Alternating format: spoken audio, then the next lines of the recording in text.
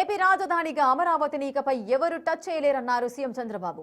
పార్లమెంట్లో ఓటింగ్లో పాల్గొనకుండా వైసీపీ అమరావతికి ఉన్న ద్వేషాన్ని మరోసారి చూపించిందన్నారు. త్వరలోనే మోడీ చేతుల మీదుగా ప్రజా రాజధానిని ప్రారంభించుకుంటామన్నారు. అమరావతినే కాదు, 3 మెగా సిటీలు విశాఖపట్నం, తిరుపతి డెవలప్ చేస్తాం. ప్రతి ప్రాంతాన్ని అభివృద్ధి చేస్తాం. అమరావతి ఒక స్ఫూర్తిగా ఉంటుంది. ఇక్కడ కూర్చుంటే ఎక్కడ లేని వైబ్రేషన్స్ వస్తాయి. ఇక్కడి నుంచి పరిపాలన సమర్థవంతంగా చేసి ప్రతి ప్రాంతాన్ని అభివృద్ధి చేస్తామని అమరావతి సాక్షిగా ప్రజలకు హామీ ఇస్తున్నాం. ఇక అమరావతి అన్స్టాపబుల్, ఎవరు స్టాప్ చేయలేరు. అమరావతి అజేయం, అద్వితీయం. దానికి కారణం ఈ అమరావతికి శాశ్వతత్వాన్ని తీసుకొచ్చాం.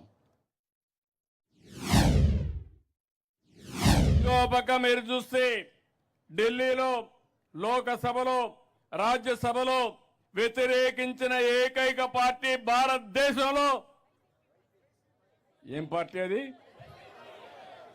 పేరు చెప్పాలనా? మీరు మర్చిపోవాలి, రాష్ట్ర ప్రజలు మర్చిపోవాలి.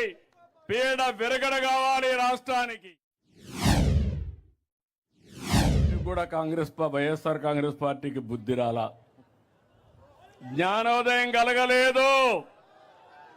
కలుగుతుందని మీకేమైనా నమ్మకం ఉందా? నేను అడుగుతున్నా. ఇంకా ముదిరింది. అందుకే మీరు చూస్తే అసెంబ్లీలో చర్చ పెడితే కనీస రాజకీయ జ్ఞానం ఉండే వ్యక్తి రావాలి. గవర్నర్ స్పీచ్కి వచ్చారు, గొడవ చేయడానికి వచ్చారు.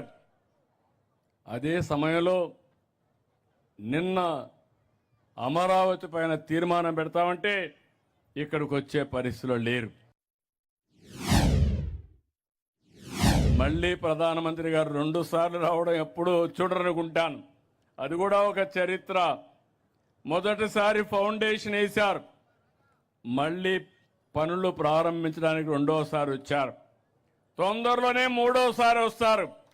ఏవైతే ప్రారంభించిన పనులు పూర్తి చేసి జాతికి అంకితం చేయడానికి తొందరలోనే వస్తారని చెప్పి కూడా నేను మీకు తెలియజేస్తున్నాను.